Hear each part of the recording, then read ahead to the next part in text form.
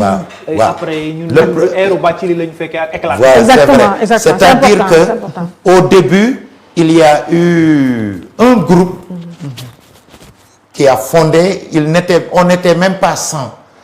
C'est un groupe qui est sorti du PAI.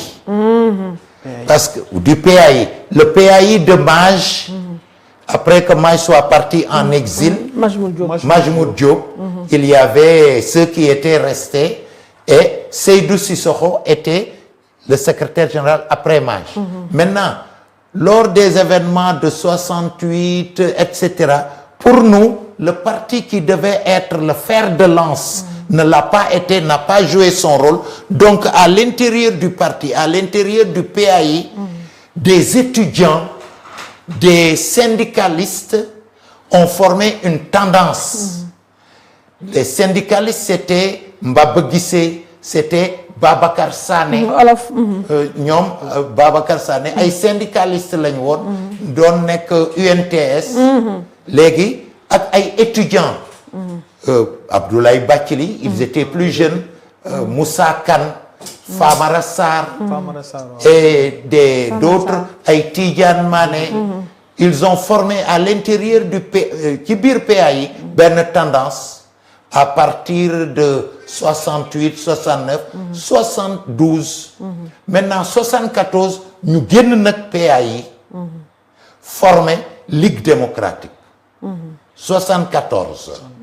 Voilà, ces jeunes étudiants syndicalistes yi formé Ligue démocratique 74 ba 80 74 bi ñu formé Ligue démocratique on était à peu près une centaine. Moi, je suis entré dans le parti dans la clandestinité en 1977.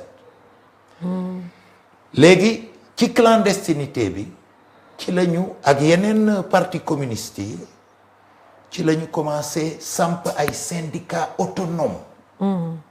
Le Sud-Est ci lañ ko def. booba nous étions tous clandestins. mais nous et le PAI Sénégal fi ñu jógee ak d'autres partis ñu samp Sud-Est. Maguette Thiam nekk premier secrétaire général.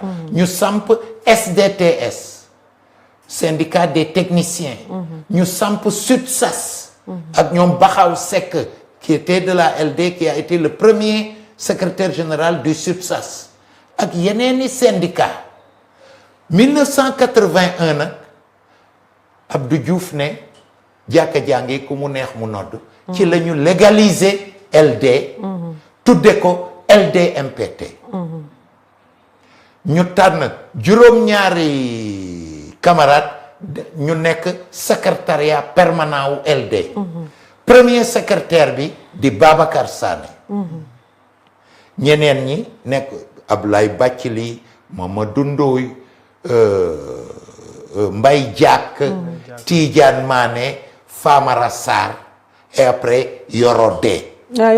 Voilà ñooñu ñoo nekkoon le premier secrétariat exécutif permanent de la LD.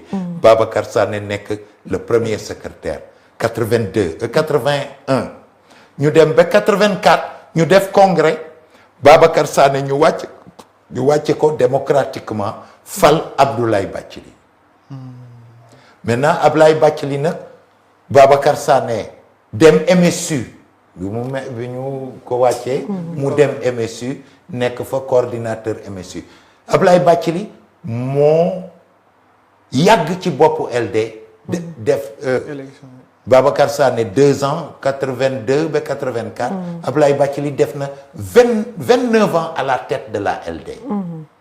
Après mu bàyyi Mamadou Ndoye remplacé ko. Si. waaw en 2013 Mamadou Ndoye remplacé ko 2017 mu am discussion suñu parti en direction des élections législatives. Qu'est-ce qu'on va faire? Est-ce que dañuy des Benno Bokk Yaakaar am dañuy génn xàll suñu yoonu bopp ñu woote bureau politique on a voté démocratiquement et ñi bëggoon a des Benno Bokk Yaakaar ñoo ëppale ñi bëggoon a génn comme Mamadou Ndoye ñi bëggoon ñu génn aller seul aux élections. Une semaine après Mamadou Ndoye a démissionné. démission boobu nag aussi.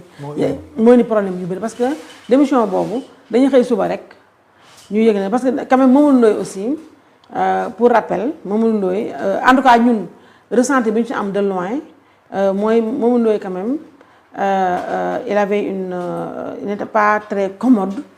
Il avait parce que pour ne pas dire personnage bu clivant la woon mais même ba mu nekkee secrétaire général LD pour moi. ci la LD dëgg-dëgg perdrait beaucoup en visibilité médiatique parce qu'il était tout le temps dans la contestation mais on ne comprenait pas tellement où il voulait aller c'était plus j'avais l'impression que c'était plus qu'il était encore dans les vêtements d'un syndicaliste léegi nag ba ñu xëy suba ñu dégg ne démissionné na comme ça avec fracas te ba léegi nii kenn xamul motifu démission je sais pas tonton loolu ñu mën a wax foofu pour le cas Mamadou Ndoye. xam nga il a démissionné. D'abord am na loo xam ne nii quand même c'est une cuisine interne. On est d'accord. C'est mon camarade.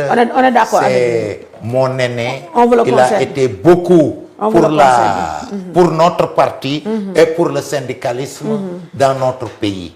looloo tax du ma ñëw ba fii ci émission télé di ko yàq su ma mënta wax ci moom lu baax damay noppi il a été un grand syndicaliste il a été un grand camarade il a dirigé le Sud-Est pendant très longtemps il a dirigé la LD il a démissionné d'accord léegi bi muy démissionné j'étais moi son intérimaire parce que su daan tukki man maa ko doon remplacer bés bi mu démissionné rek la ñu woote secrétariat extraordinaire et j'ai pris les rênes du parti on a fait un congrès le congrès m'a confirmé en 2018 ba léegi maa nekk macha allah boobu ba léegi nag yow yaa ngi ndax ak yow tamit voilà parce que ak yow tamit voilà et puis tamit on a vu tamit que sans vous jeter de fleurs mais ak yow on a retrouvé gis nañu benn LD MPT benn LD